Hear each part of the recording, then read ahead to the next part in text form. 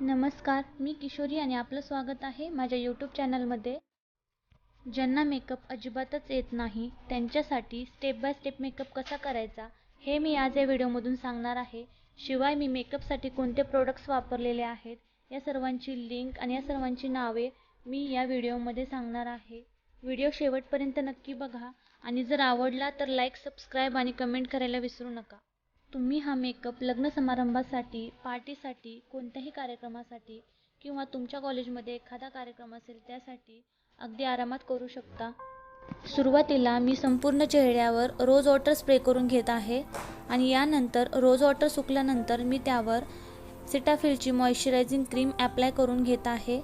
मेकअपच्या आधी मॉइश्चरायझर वापरणं खूप गरजेचं आहे, कारण मॉइश्चरायझरमुळे आपली स्किन सॉफ्ट राहते आणि आपल्या चेहऱ्यावर मेकअप हा खूप छान सेट होतो.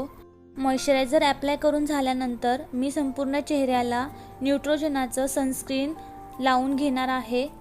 आपण मेकअप करून कुठेही बाहेर जाणार असू, पण त्याआधी सनस्क्रीन वापरणं हे खूप गरजेचं आहे.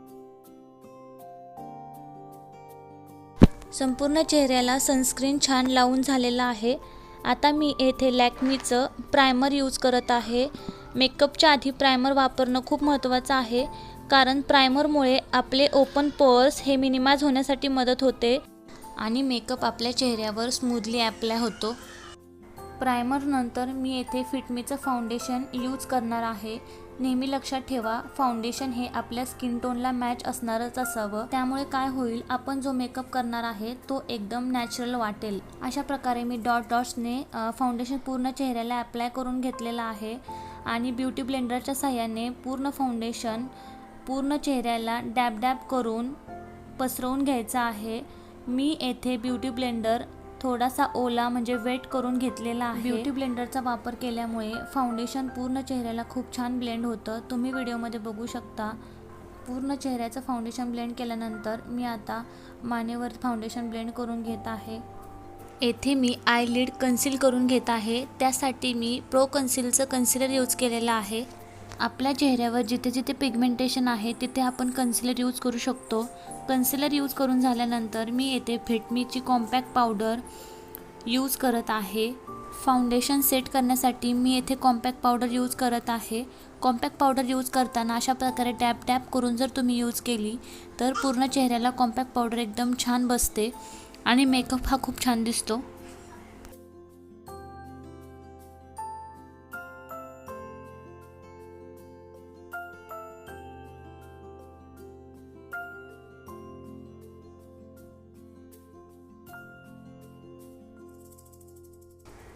कॉम्पॅक्ट पावडर लावल्यानंतर मी येथे आयब्रोज फिल करून घेणार आहे.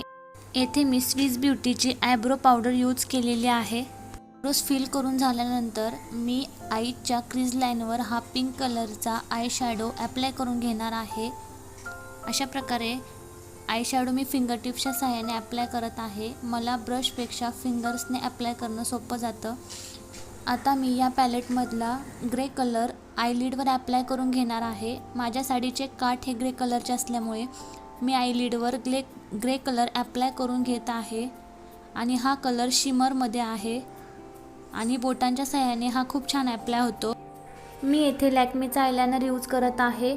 आयलायनर वापरताना नेहमी लक्षात ठेवा की आयलायनर लावताना डोळ्यांची उघडझाप करू नका. तुम्हाला जशी आवडेल तशी तुम्ही आयलायनरचे स्ट्रोक कमी जास्त करू शकता. येथे मी थोडा जास्त स्ट्रोकवाला आयलायनर यूज केलेला आहे.